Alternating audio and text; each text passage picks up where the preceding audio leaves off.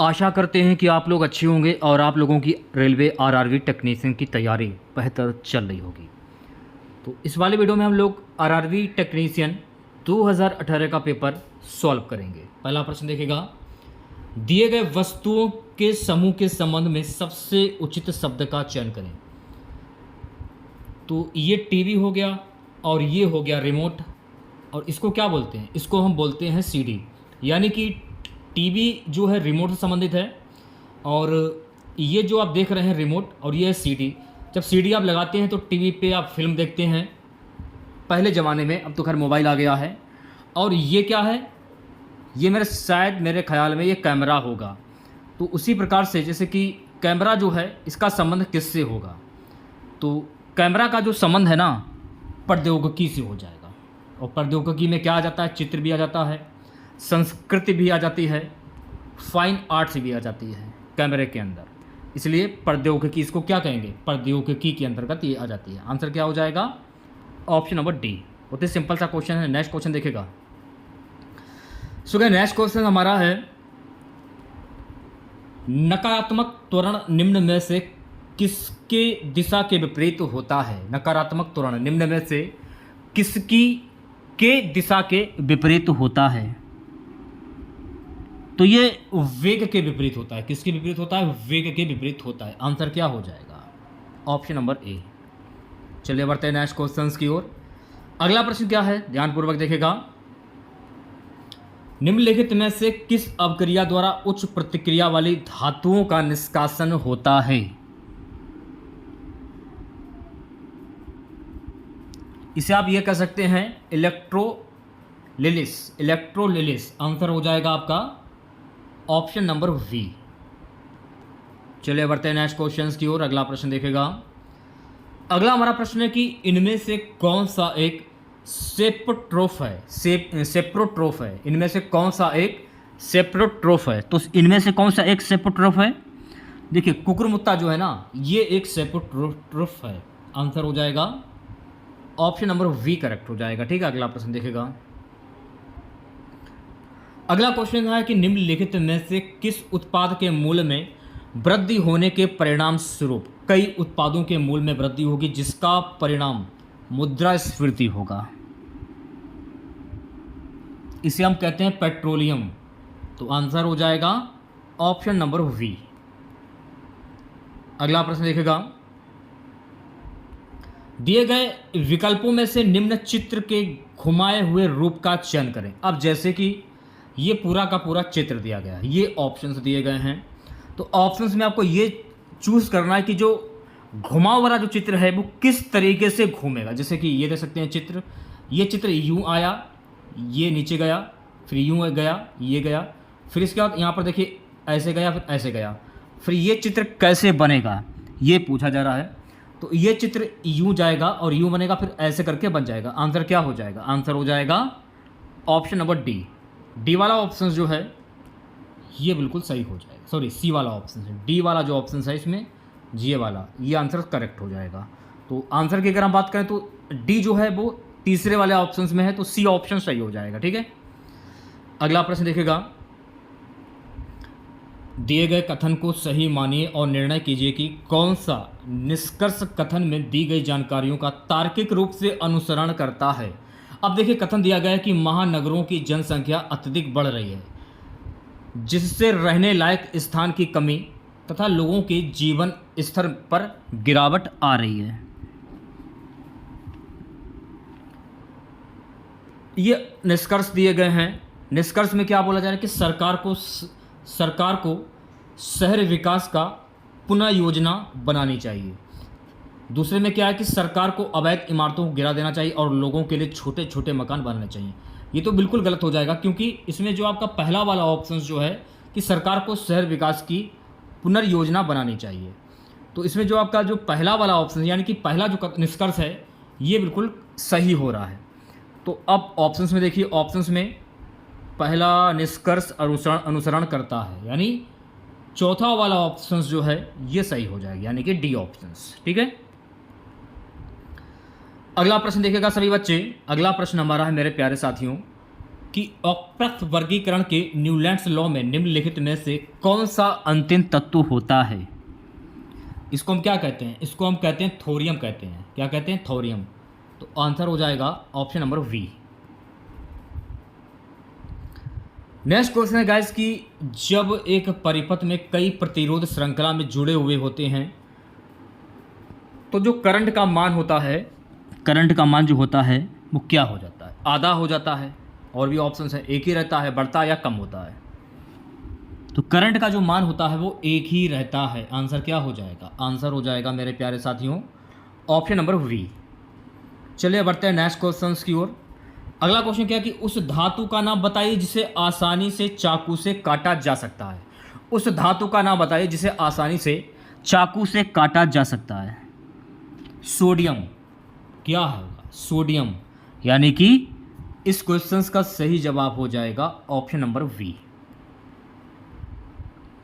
अगला प्रश्न क्या है कि पानी को ब्लीचिंग पाउडर में मिलाने पर कौन सी गैस निकलती है? पानी को ब्लीचिंग पाउडर में मिलाने से कौन सी गैस निकलती है? तो मेरे प्यारे साथियों क्लोरीन गैस निकलती है। कौन सी गैस निकलती है? Chlorine gas. आंसर क्या हो जाएगा? Option number C. अगला प्रश्न देखिएगा, दिए गए वक्तव्यों को सच मानकर चलें और यह तय करें कि कौन से निष्कर्ष वक्तव्यों में निश्चित रूप से निकाले जा सकते हैं। अब यहाँ पर देखिए ये बोल रहा है कि कुछ जो फल हैं वो सब्जियां हैं, यानी कुछ फल जो हैं वो सब्जियां हैं और कुछ सब्जियां खाद्य नहीं है, यानी कुछ सब्जियां जो हैं वो खाद्य नहीं है। खाद्य को के मान लेते हैं, ठीक है। अब निष्कर्ष में देखिए, कुछ फल खाद्य नहीं है, कुछ फल खाद्य नहीं है, ये तो गलत हमको दिख रहा है कि कुछ फल जो हैं वो खाद्य हैं, ठीक है। कुछ फल खाद्य हैं, कुछ सब्जियां फल हैं। अब कुछ सब्जियां यानी कि कुछ सब्जियां हैं वो कुछ सब्जियां फल हैं। अब देखिए कुछ सब्जियां फल हैं, जी हाँ कुछ सब्जियां फल हैं, लेकिन कुछ फल सब्जियां नहीं हैं। कुछ खाद्य फल नहीं हैं, कुछ फल खाद्य नहीं हैं, ये बोला जा रहा है। लेकिन कुछ जो सब्जियां हैं वो फल हैं, तो देख सकते हैं कि कुछ जो फल हैं वो सब्जियां हैं, मैच कर रहा है इससे। तो आंसर क्या हो जाएगा? दूसरा ये अनुसरण करता है। तो ऑप्शंस देखिए, ऑप्शंस में कहाँ पर था कि दूसरा निष्कर्ष जो है वो सही है, दूसरा निष्कर्ष सही, यानी कि ये वाला निष्कर्ष जो है, केवल निष्कर्ष 2 सही है। आंसर क्या हो जाएगा? Option number A. चलिए बढ़ते हैं नेक्स्ट क्वेश्चंस की ओर। अगला प्रश्न हमारा है कि चिंतावान उपन्यास हाफ ऑफ व्हाट आइस के लेखक कौन है? चिंतावान उपन्यास हाफ ऑफ व्हाट आइस के लेखक कौन है? तो मेरे प्यारे साथियों इसके लेखक कौन है? अनिल मेनन। कौन है? अनिल मेनन। आंसर क्या हो जाएगा? ऑप्शन नंबर सी करेक्ट हो जाएगा। अगला प्रश्न हमारा है कि प्रतिरोध की एसआई इकाई क्या होती है? प्रतिरोध की एसआई इकाई क्या होती है? तो मेरे प्यारे साथियों प्रतिरोध की जो एसआई इकाई होती है इसको हम कहते हैं ओम कहते हैं। क्या कहते हैं? ओम कहते हैं। आंसर क्या हो जाएगा? सी ऑप्शन करेक्ट हो जाएगा। उसी प्रकार से अगला प्रश्न देखेगा, दिए गए कथन पर विचार करें तथा तय करें दी गई अनुमानों में से कौन से कथन में अंतर्निहित है। कौन सा कथन अंतर्निहित है? अब इसमें ये बोल रहा है कि ईमानदारी ही सर्वोत्तम नीति है। ईमानदार लोग नीति बनाते हैं, ऐसा तो है नहीं कि ईमानदार ही नीति बनाए। हर नीति में ईमानदारी होनी ही चाहिए। ये ज़रूरी नहीं है कि हर नीति में ईमानदारी हो। तो दोनों ही कथन हमें थोड़ा सा गलत लग रहे हैं, तो आप ये कह सकते हैं कि दोनों ही कथन जो हैं वो अंतर्निहित हैं। नहीं, ये कह सकते हैं कि निहित हैं, अंतर्निहित नहीं, दोनों ही कथन निहित हैं। तो ईमानदारी लोग नीति बनाते हैं, तो कुछ जो लोग ईमानदार होते हैं वो नीति बनाते हैं, ये बात तो सही है। और हर नीति में ईमानदारी होनी ही चाहिए। देखिए हर नीति में ईमानदारी अगर आप करते हैं तो शायद ही, ये बात तो सच है कि हर नीति में ईमानदारी होनी ही चाहिए, लेकिन ऐसा नहीं कि हर नीति में ईमानदारी होनी ही चाहिए। तो मेरे हिसाब से आंसर आपका हो जाना चाहिए कि ना तो अनुमान पहला और ना ही दूसरा निहित है। आंसर क्या हो जाएगा? ये कंफ्यूजन वाला थोड़ा क्वेश्चन था। आंसर हो जाएगा ऑप्शन नंबर ए। चलिए बढ़ते हैं नेक्स्ट क्वेश्चन की ओर। अगला हमारा प्रश्न देखेगा कि उत्तर आकृति का चयन करें। दी गई प्रश्न आकृति में रिक्त स्थान के लिए उपयुक्त कौन सा होगा? अब जैसे कि ये वाली आकृति आप देखिए, इसमें 4 डंडे, फिर 3 डंडे, फिर 2 डंडे, ठीक है। इसके बाद इसमें 3 डंडे, फिर 2 डंडे, फिर इसमें 4 डंडे हो गए, ठीक है। अब यहाँ 2 डंडे हैं, इसमें 4 डंडे हैं, फिर इसमें कितने डंडे रह जाएंगे? इसमें रह जाएंगे 3 डंडे। अब इसमें 3 डंडे हैं। अब आपको ये चूज़ करना है आंसर क्या होगा। 3 डंडे वाला ऑप्शन कहाँ पे होगा? यानी कि 3 डंडे वाला ऑप्शन ये रहा, यानी कि 3 डंडे बचे। मैंने आपको क्या बताया कि 2 हैं, 4 हैं, फिर 3 बचेंगे। अब डिज़ाइन, आकृति की जो डिज़ाइन है वो कैसी बन रही है, ये आप पर निर्भर है कि आप कैसे निकालते हैं।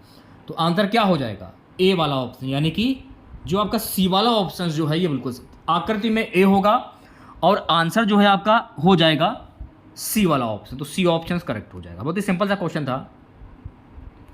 सर्च लाइट का परावर्तक कौन सा है? तो सर्च लाइट का परावर्तक कौन सा होता है? तो इसको हम कहते हैं अवतल दर्पण। क्या कहते हैं? अवतल दर्पण। तो आंसर क्या हो जाएगा? Option number B. उस विकल्प का चयन कर जो तीसरे चित्र में उसी तरह संबंधित है जिस तरह दूसरा चित्र पहले चित्र से संबंधित है। अब जैसे कि इसको आप क्या बोलेंगे? इसको आप अंगूठी बोलेंगे। और ये हाथ है। तो ये हाथ है, तो अंगूठी को उंगली में पहना जाता है।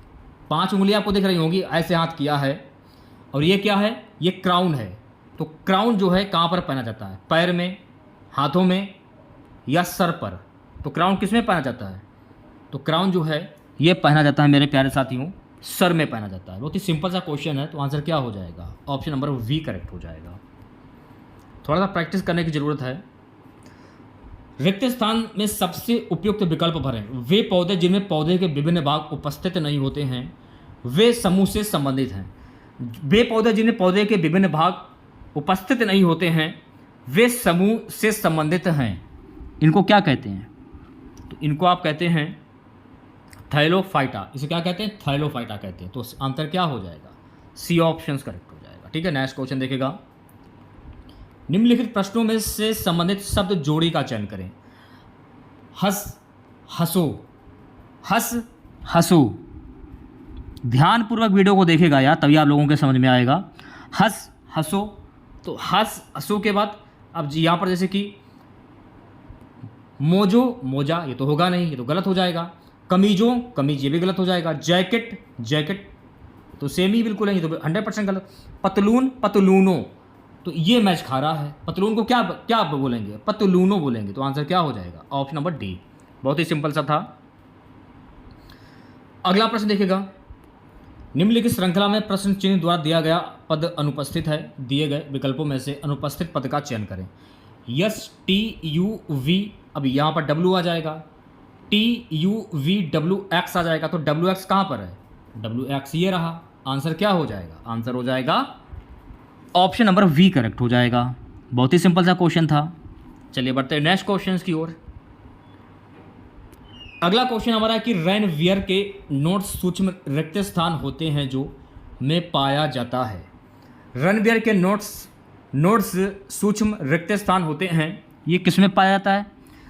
मायलिनीकृत एक्सोन में पाया जाता है। आंसर क्या हो जाएगा? आंसर हो जाएगा ऑप्शन नंबर ए। अगला प्रश्न क्या है? दिए गए कथन पर विचार करें, तय करें कि दिए गए अनुमानों में से कौन से कथन में अंतर्निहित है। यानी कि कौन से कथन में अंतर्निहित है। अब कथन तो ये दिया गया कि अध्यापकों को कार्यशाला में भाग लेना चाहिए। कार्यशाला अध्यापकों के ज्ञान को सामायिक बनाती है, ये तो बिल्कुल सही हो जाएगा। कार्यशालाएं समय बर्बाद करती हैं, ये गलत हो जाएगा। तो जो आपका पहला वाला जो ऑप्शन आपको दिख रहा है अनुमान में, ये हमको कुछ सही लग रहा है। तो अगर हम ऑप्शन देखेंगे तो ऑप्शंस में आपका जो ये पहला वाला ऑप्शन केवल अनुमान पहला निहित है। आंसर क्या हो जाएगा? Option number A. अगला प्रश्न क्या है? किसी दर्पण को जब नीचे दिए गए शब्द के नीचे क्षैतिज रखा जाता है उसके द्वारा निर्मित दर्पण छवि का चयन करें। यह प्रश्न में पूछा जा रहा है। तो दर्पण के हिसाब से अगर आप इसको रखते हैं तो एच ऐसे ही बनेगा, ई जब ए आप दर्पण के सामने रखें तो ए कैसे बनेगा, ऐसे बन जाएगा। जी हाँ, ए ऐसे है। और जब यल को करेंगे तो यल कैसे बनेगा, एल ऐसे बन जाएगा। तो एल ये रहा। तो जाहिर सी बात है, ज़्यादा दिमाग लगाने की जरूरत ही नहीं, तो सी आंसर करेक्ट हो जाएगा। थोड़ा सा सॉल्व करिए, आंसर अपने आप निकल आएगा।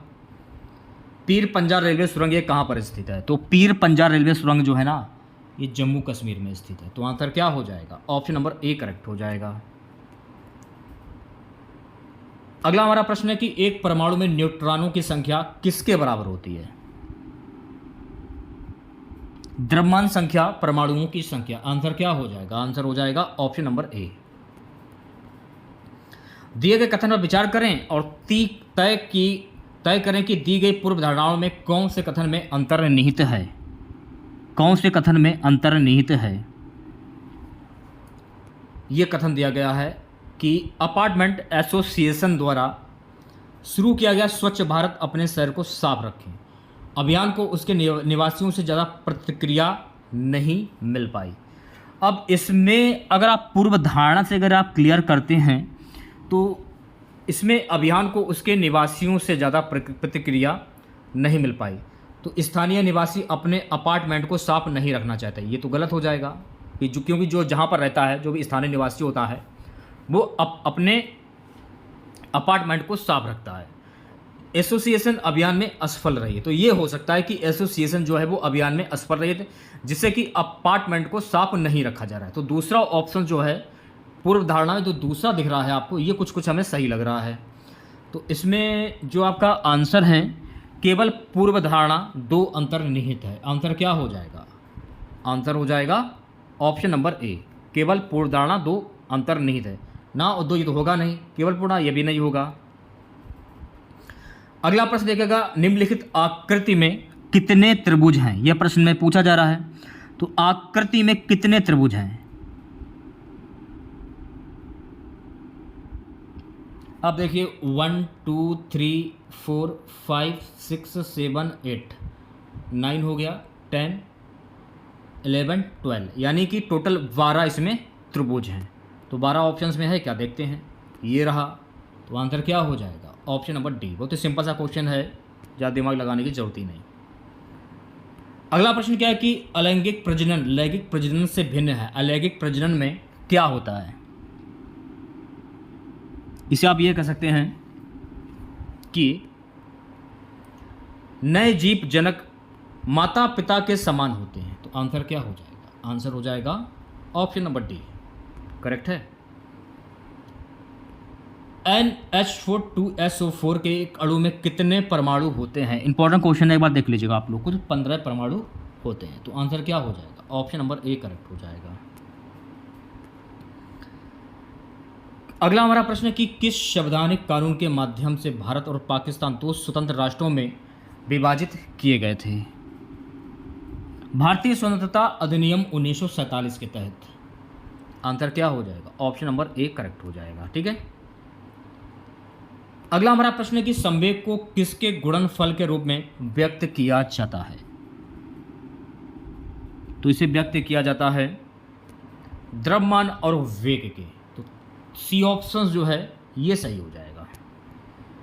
सो गाइस, नेक्स्ट क्वेश्चन हमारा है कि मेंडलीव की आवर्त सारणी में तत्वों के गुणों को उनके का आवधिक स्वभाव माना जाता है। परमाणु द्रव्यमान। आंसर हो जाएगा ऑप्शन नंबर वी करेक्ट हो जाएगा, ठीक है। अगला प्रश्न क्या, दिए गए प्रश्न पर विचार करें और तय करें कि निम्नलिखित कथनों में से कौन सा कथन प्रश्न का उत्तर देने के लिए पर्याप्त है। अब इसमें देखिए एक्स और वाई में कौन है बेहतर नर्तक हैं।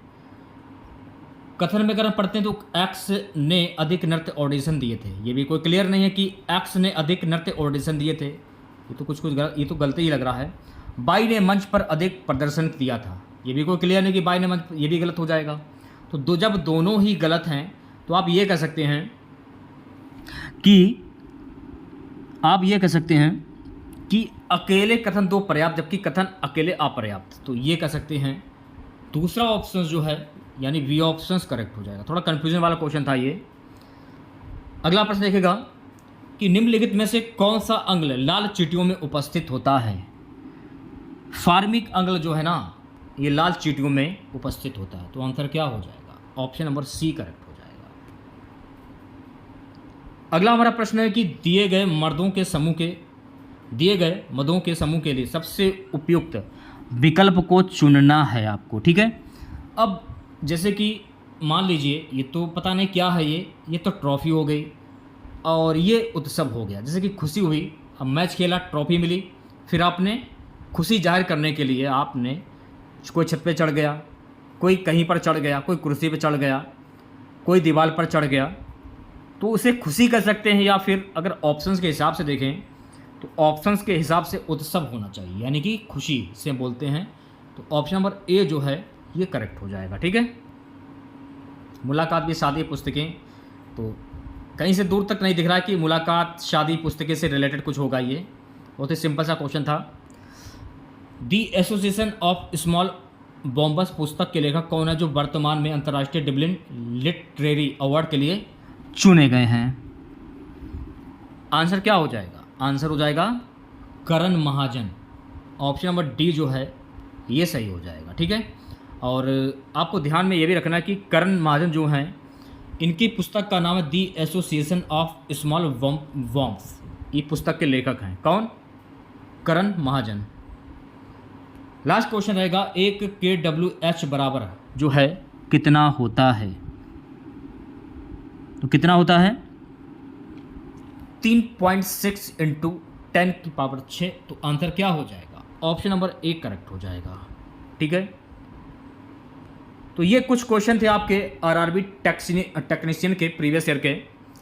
तो अगर आप लोगों को वीडियो अच्छा लगा हो तो प्लीज़ वीडियो को लाइक कीजिएगा, ज़्यादा से ज़्यादा शेयर कीजिएगा। चैनल पर नए हैं, जिन लोगों ने अभी तक चैनल को सब्सक्राइब नहीं किया है तो ज़्यादा से ज़्यादा चैनल को सब्सक्राइब करें और नोटिफिकेशन बेल ऑन करना ना भूलें। मिलते हैं नेक्स्ट वीडियो के साथ। जय हिंद, जय भारत।